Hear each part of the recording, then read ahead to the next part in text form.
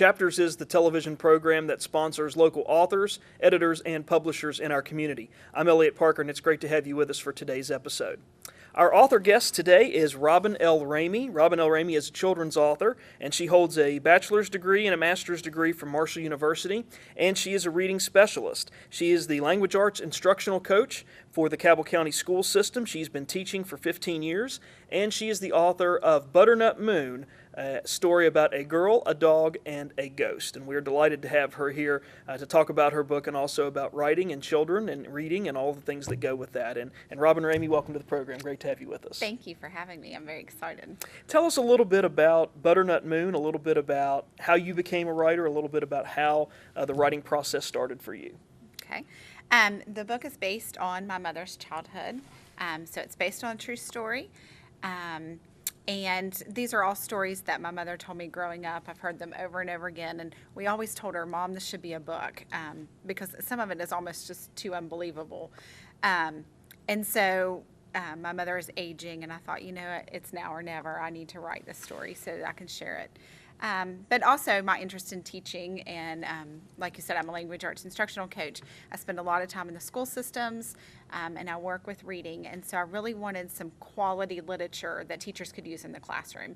So it kind of had a twofold purpose, to share my mother's story, but also a resource for teachers to use in the classroom.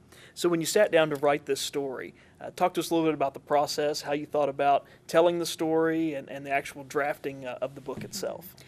Well, really, I sat down and jotted down different stories that Mom had told me growing up, and then I sat down with her and I asked her to retell some of the stories, and I had a tape recorder, so I let her go through the stories again just to make sure that I got all the details, and then I was constantly calling her back and saying, okay, now was it this person or this person? How did this happen, to make sure that I had all of my details correct. And I let her read it many, many times during the process, and she would correct me. She would say, Uncle Clabe didn't say this, Uncle Bernard did, and she wanted to make sure that it was completely factual. However, there is some fiction in there. The hardest part of the process, though, was because the book takes place in the early 1940s, I had to make sure that all of my details were correct historically wise. And so I had to do some research and make sure that that it fit the time period. And when you worked in the dog and the ghost, tell us a little bit about how that worked into the story, because in reading your book, I've noticed that is just such a nice combination, to have the little girl, to have the dog, and to have the ghost, and they sort of all work in tandem with one another. Talk to us a little bit about how you decided to put the ghost and the little dog in there. Well, every third grader, and the book is written on about a third grade level, every third grader wants a story about a dog or a story about a ghost. So I thought, well, we'll get both of them in there. The dog part actually is true. They find a dog, he follows them home from school, and they keep him, and they name him Peanuts. And it's funny, my mom, she's 78 years old now, and she still talks about her dog Peanuts. She remembers that. The ghost, however, my grandmother did have a stillbirth, and my mom always talked, and it was a girl, and Mom always talks about the sister that she never had, and she'll still bring that up today. So I wanted to include that in the story. I never come right out and tell the reader whether it's a ghost or just a childhood imagination. I kind of leave that up to the reader, but it makes it intriguing to let you know that there might be a ghost in the story right off on the cover. Okay, very good, very good. Tell us a little bit about the plot. You sort of touched on it a little bit with the dog being found by the little girl and sort of becomes a part of the family. What else happens in your story once the dog sort of enters the picture and becomes a part of the family? Well, this is a very Appalachian story. The main character's father is a coal miner, and like I said, it's early 1940s, and he decides to take a job building defense plants. And so he moves the whole family to Virginia. And they end up living with their grandfather in his two-room shanty.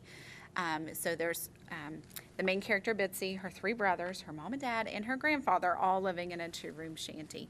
And she has a very hard adjustment, leaving her family and her home, and so she needs something to cling to get her through. And that's kind of where the appearance of the ghost comes to kind of help her through this transition. And then once the dog comes, and they find the dog, that becomes her companion throughout the remainder of the story. And you kind of see her grow up a little bit through the story, and some of the things that happen to her cause her to get a better view of what adults have to deal with. So when you sat down to write Butternut Moon, did you envision it from the beginning it would be a children's book, or did you maybe think it was going to be a longer work, maybe more suited for young adults or an adult audience, and it ended up being a children's book? How did that really evolve into the final product? No, I'm a children's book person. It was going to be a children's book from the beginning. In fact, I read children's books for pleasure. I am currently in the process of collecting all the Newbery Award-winning books. I gave my husband a list, and he's going down through the list for me. So I really have an interest in children's literature, so I knew I wanted it to be for children right at the beginning. I'm hoping books that I write in the future, like I said, this is about a third grade level. I would like maybe to work it up a little higher, fourth, fifth, sixth grade level in the future if I write more. But it's really worked out well, and third graders I've had a good response. Very good. We'll get back to Butternut Moon in just a second. One thing I wanted to talk to you about, since we have you here and you are a language arts instructional coach for Cabell County Schools, is children in reading. And I know oftentimes we see so much in the media today about how the digital revolution or the digital age is taken over, and that books aren't valuable anymore. And we hear the media doing stories on how kids are going to learn off of tablets and off of computer screens. And I know that I have a nephew who knows technology better than I can. In fact, he can take a computer apart and tell you everything that's in there and put it back together more than I can. But it seems to me that despite all that, there still is a need for students to read, and there still is a need for the printed book. What do you see working with students, working with children, about how they read, and what are things that they like to read, and are they gravitating more towards the digital revolution, as we often hear discussed, or are they still comfortable with printed books? Mm-hmm. Well, and that's a subject very dear to my heart, because I am all about printed books. There's just something about holding that book in your hand. But I have a daughter that is almost 13, and she has a Kindle, and the Kindle is helpful in that she has access to a plethora of reading material, but she still likes to go to the library and check out that book and have a book in her hand. And I still see that kids really still love to read. Studies show that the more that kids read, the better their vocabulary is, and the best way to make your child a better reader is to read to them, to read with them, and to have them reading at home. And I can't stress enough how important that is. But I see that kids really, a lot of the series that are out, kids love if they can get into a series of books. My daughter is currently reading the Shadow Children series by Margaret Peterson Haddix, and she loves those books, but she gets excited if she can have a series of books to read. I know boys, they really like a lot of nonfiction, sports books, things that are true. And I know it's the same with my husband and I. I prefer fiction. He prefers nonfiction. He wants something that's true. And so when I work in the schools, I try to introduce a lot of different materials where there's things of interest to boys and to girls, and different maturity levels and those kind of things. I was going to ask you too. I can remember back, and you and I have talked about this, I think, before. In other locales, is the whole Harry Potter phenomenon. You had some parents saying, "Well, my goodness, I can't have my child reading things about sorcery and witchcraft and this, that, and the other." But my contention was, if it gets them reading and it gets them excited about reading. I mean, I can remember those stories on the news of kids standing in line at bookstores midnight the day it was released, and they couldn't wait to get their hand on that book, and they were pouring through those pages. And it would seem to me that it goes along with what you're saying. If they're interested in something and they're reading something that is appropriate for their age group, that maybe we need to encourage that instead of being as concerned about what the subject matter is and does it have a little of this or that. I mean, certainly you want students not to read things that are overly offensive or have terrible language or violence or scenes of that sort. But it seems like that we as adults, as parents, as neighbors, as uncles, as people of the community, should encourage students to read what they like to read, even if it's something that maybe we would think of as not interesting or something that we wouldn't have read at that age, Right. to encourage them to read that. Right, absolutely, I agree.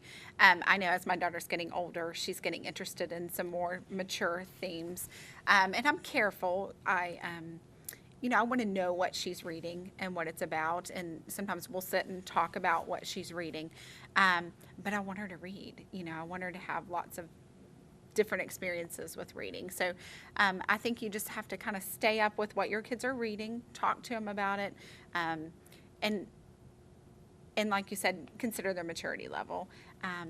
But yes, anything that gets them reading, it's extremely important. You mentioned that you were a language arts instructional coach for Cabell County Schools. We mentioned that at the beginning of our talk today, in our beginning of our interview. What does a language arts instructional coach do, and what is your role and responsibility in the school system with reading and getting kids exposed to different kinds of works? Mm-hmm. Well, the short version is I teach teachers. So I do lots of staff development. If there's a new program coming out, they'll send me to get trained, and I'll come back and train the teachers. We have, about 3 years ago, we started a new program for beginning teachers. It's called the Teacher Induction Program, and I work in that program, so I spend a lot of time working with new teachers on strategies in the classroom. I do a lot with writing, giving them strategies on how to make their students better writers, and then we do a lot with reading as well, best practices in implementing reading instruction in the classroom. I have 11 elementary schools that I go to. And so I spend quite a bit of time in the classroom teaching. So I'll model a lesson where the classroom teacher can watch me teach, or we can co-teach together and work on the best way to do that lesson with the students. So I still get a lot of student time, so that fills my teacher need. But I enjoy working, especially with the new teachers, because they're very eager to learn, and they're kind of coming in on ground zero, and they're a lot of fun to work with. When we talk about Butternut Moon, going back to your book for just a second, you mentioned that your daughter has some favorites, and you mentioned some writers there. Was there a certain writer, certain children's writer, certain set of children's writers that influenced the way you wrote Butternut Moon, or influenced the way you set up the story? Two of my favorite children's authors are Cynthia Rylant, who is a West Virginia native, and Patricia Polacco. And I love both of them because they write about things that are real, about their heritage, their family, and how they grew up. And so I wanted to kind of capture that in my book. I wanted to capture the Appalachian spirit. People who aren't from this area don't realize how rich the culture is here. And so I love writers that explore the culture of different places. So I wanted to do that in this book, but those are probably two of my favorites. And the most exciting thing, my book is now at the Tamarack, and so my husband took me up to see it on the shelf, and there's a Cynthia Rylant book right next to my book, and so I was so excited that, she's one of my favorite authors. So that was a neat experience. Oh, absolutely, no doubt about that. And it's always good when there is a writer that you admire, and all of a sudden your book ends up even on the same shelf, much less right next to the writer. That's always a special moment. Let me ask you too about writing. Anything that surprised you or has surprised you about this book now that either when you were writing it or now that it's been completed and it's been out in places like Tamarack? And I know a lot of the school systems in our area have adopted that, and teachers and schools have bought classroom sets for their students. Anything that has surprised you about the book or about the whole writing process, maybe that you hadn't expected before? It's very difficult to sell books. I was not prepared for the marketing aspect of the book, and I've really had to push myself out of my comfort zone because I'm not a salesman, and so that's been probably on the difficult side of surprising. But also when you're in the school and the kids come up and say, "I loved your book," or they act like you're a celebrity because you wrote this book. And I'm like, okay, I'm the same person who did a writing lesson in your classroom 2 weeks ago, but now they've read my book, they think I'm a celebrity. So that's been kind of fun, on the fun side of surprising. And you mentioned marketing, and I know we get a lot of questions through email and also off camera when we run into people who watch our show each week on Armstrong and on Time Warner Cable about marketing. And a lot of people say, I have something I want to send out, or I have something that I'm ready to get published, or I have something maybe that has been published somewhere along the way.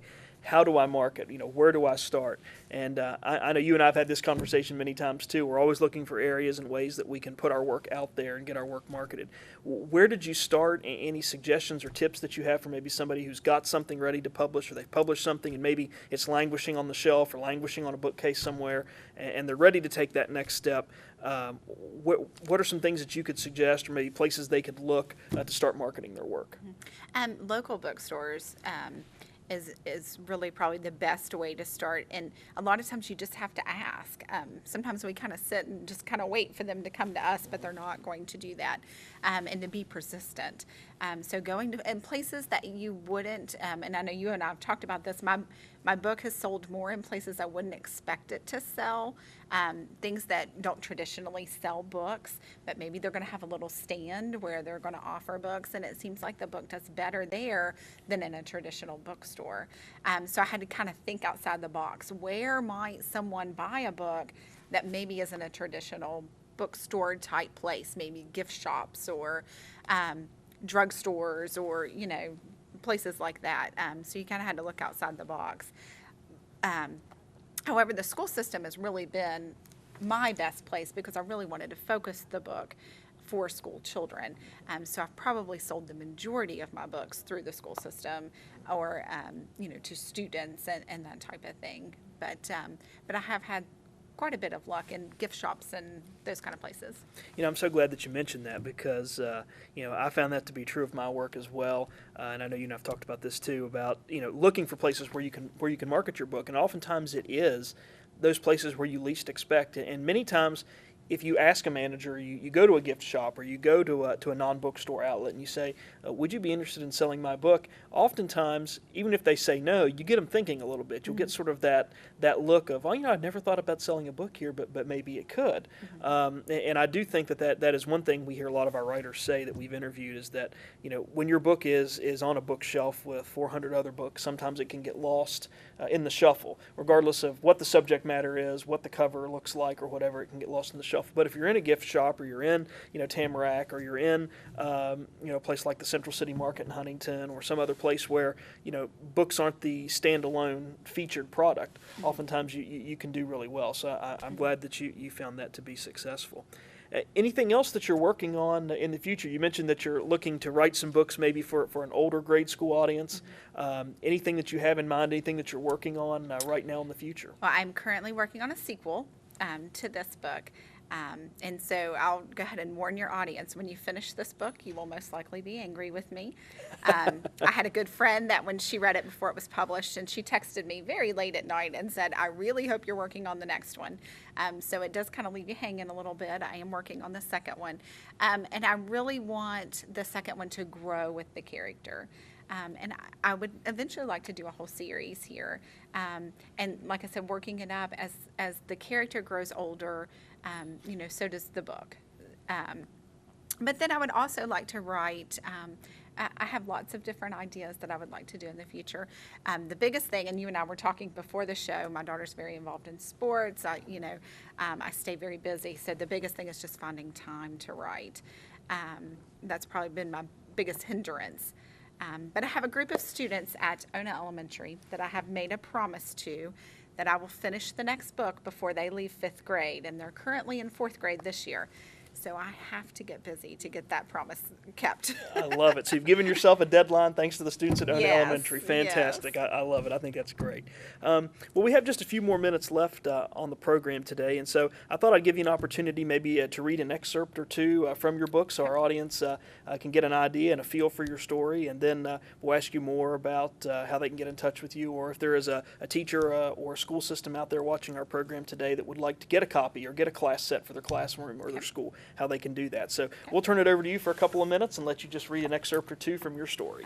Okay, well, this part is, like I said, her family, her father was a coal miner, and he quits the coal mines. They put their house up for rent, and they're moving to Virginia to live with her grandfather. So this is right when they're getting ready to move.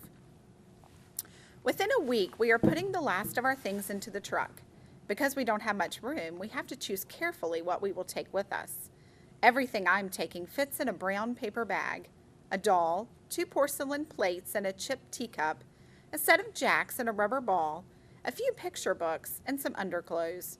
Mother has also packed 2 everyday dresses and 2 Sunday dresses for me. The black leather shoes on my feet are the only pair I will have. I can go barefoot in the summer anyway.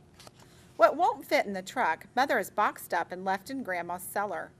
Here I sit, with my bag in my lap, watching the new family bring their things into our house. They don't have a girl, just boys. What will they do with my pink curtains? Lloyd and Carl are helping Daddy secure the items in the truck. Mother is chatting up a storm with the new tenants. Daddy always says Mother never met a stranger. I'm not sure what that means, but I think it means she likes to talk a lot. Suddenly, I remember something. I hop up, almost dumping the contents of my bag, and take off up the hill like a shot. I can't believe that we're about to leave, and I've almost forgotten something so important. I run as fast as I can up the hill, huffing and puffing as I go. I grab some wildflowers by the stems as I run past, not slowing to pick them properly. By the time I reach the top of the hill, I'm out of breath, holding some rather ragged flowers. Some have bent stems and missing blooms. Others have roots and clods of dirt still attached. I fall to my knees and begin pulling at the grass to clear a spot. I haven't been up here for a while, and the grass has taken over. I pull at the grass frantically until finally I uncover a small wooden cross. This is the only marker to my sister's grave. She was my older sister, Mother's firstborn. All right, Robin, thank you so much for sharing that passage. I think that is a fantastic section to read, and I think that gives our audience a good idea of what your book's about. So if anybody is interested in getting a copy of Butternut Moon, if a school system or a classroom teacher out there is interested in getting a copy, or any of our audience wants to correspond with you about your writing and about Butternut Moon, how can they get a hold of you? I have a website. It is butternutmoon.com. I've recently set up even a little blog, so if students are reading it in the classroom, they can contact me through the blog and we can communicate that way. There's a teacher resource page where I have questions for every chapter already written. The book is available on Amazon. It's available in local bookstores in the local author section, Empire and Books A Million. But probably the best way to get hold of me is through my website, butternutmoon.com. All right, Robin L. Ramey, the author of Butternut Moon, A Girl, a Dog, and a Ghost, an Appalachian Adventure. Thank you so much for being with us today. We really appreciate it. Thank you for having me. And finally, if you have a question, comment, or story suggestion about this chapter's program or any chapter's program that you've seen here on Armstrong Cable or any other program that you've watched here on Armstrong Cable, we would certainly love to hear from you. You can send us an email at lp4, that's the letter L, letter P, number 4, at zoominternet.net. And we have been receiving emails and comments and feedback from you, and we appreciate it very much. So please keep watching and please keep corresponding with us. We really do appreciate it. Well, that's going to do it for us this time on this episode of Chapters, but please come again next time. And in the meantime, stay tuned to this station for news and views that impact you and your community.